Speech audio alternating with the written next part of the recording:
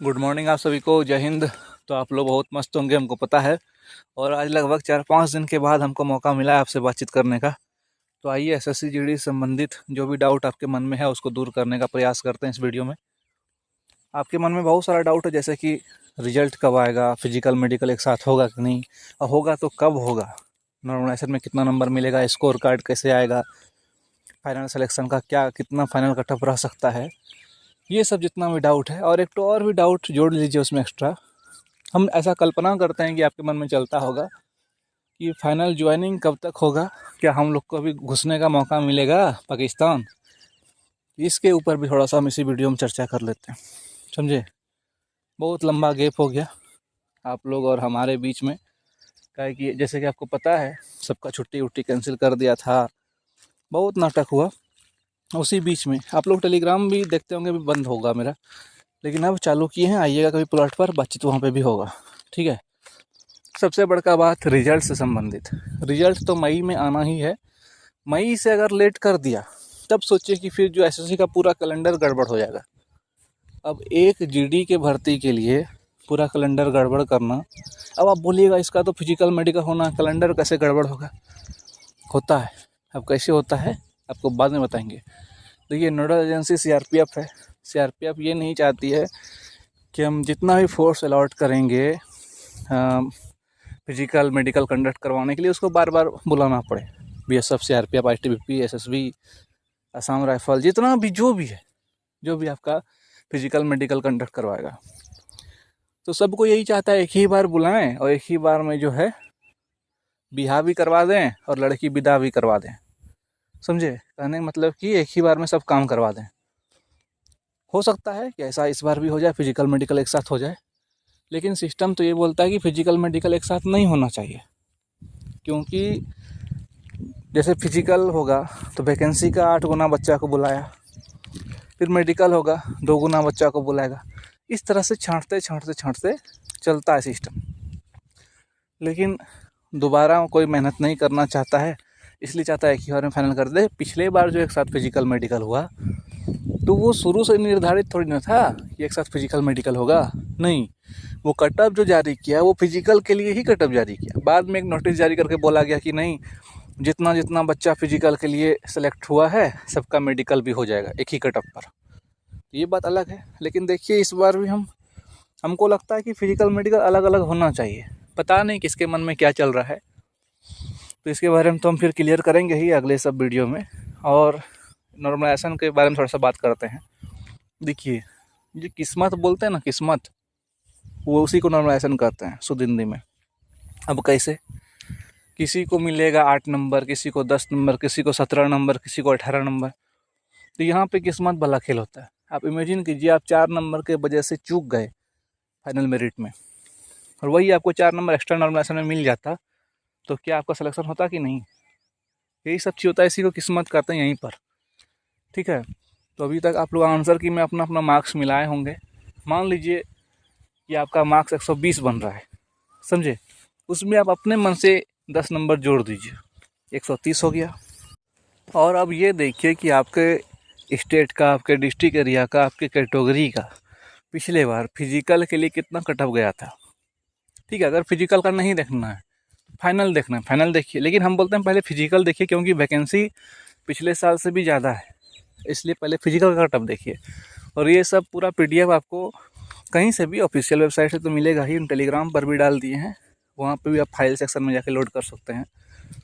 तो उसमें देखिएगा कि पिछले बार आपके डिस्ट्रिक्ट एरिया में कितना सीट था। अगर मान लीजिए 500 सीट था, और इस बार भी लगभग 500 के आसपास सीट है, और पिछले बार कटअप 130 गया था, तो इस बार कन्फर्म है कि 127, 128 यही कटअप रहेगा। मतलब पिछले बार से कम कटअप रहेगा, अगर लगभग आसपास सीट है तो, ठीक है। इसलिए हम बोलते हैं कि आपका जितना भी मार्क्स आ रहा हो, आपको लग रहा है कि पिछले बार से कम मेरा नंबर आ गया, कैसे होगा, नहीं होगा, लेकिन हम बोलते हैं फिजिकल का तैयारी कीजिए, कोई ठीक नहीं है, कभी भी कुछ हो सकता है, समझे। इसलिए जब 2018 सबके समय में था तो 3 बार वैकेंसी रिवाइज किया, समझे।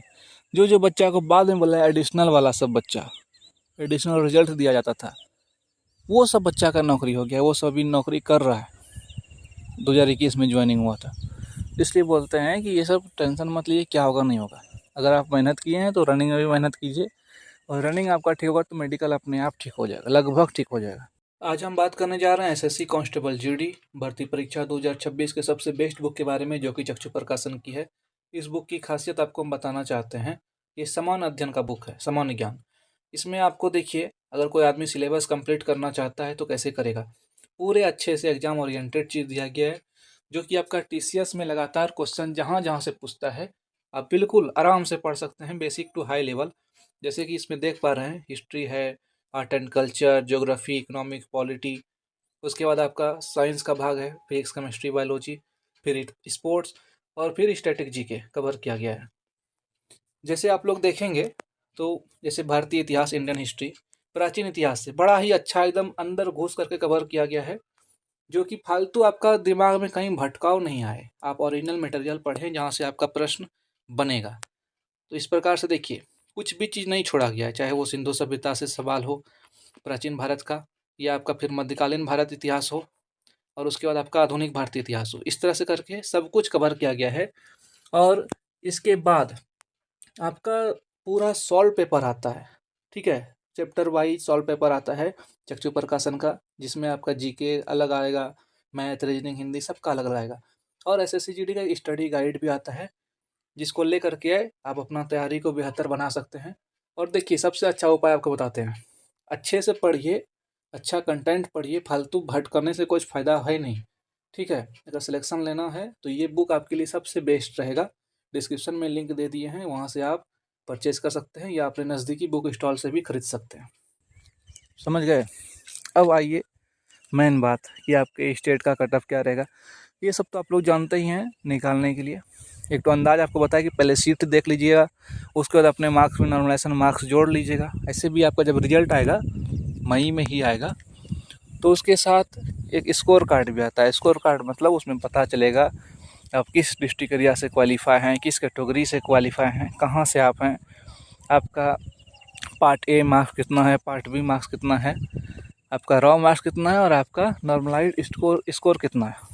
ये सब आपको स्कोर कार्ड में पता चलता है, ठीक है। बड़ा जरूरी चीज़ होता है। और स्कोर कार्ड जो है अभी वाला और फाइनल वाला, दोनों में अंतर होता है, समझे।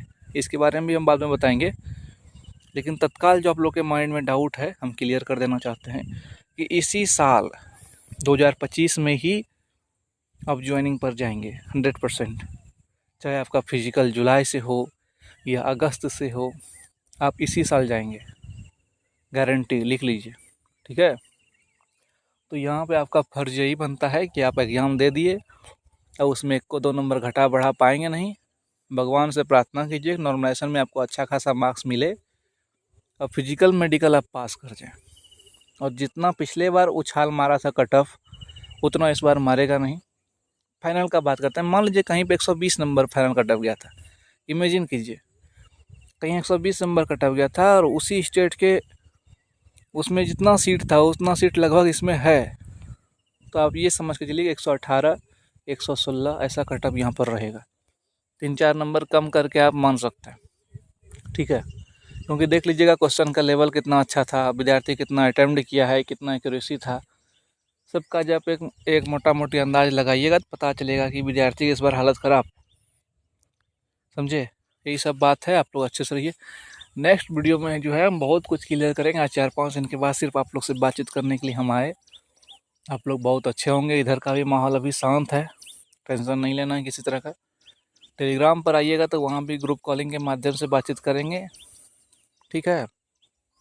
और आप लोग के मन में जो डाउट है, आप लोग एक तो कमेंट कीजिएगा, आपका पोस्ट फर्स्ट प्रेफरेंस क्या है। आप फर्स्ट में CISF डाले हैं या BSF डाले हैं या SSF, NCB जो भी डालें, एक तो खाली फर्स्ट वाला कमेंट कीजिएगा।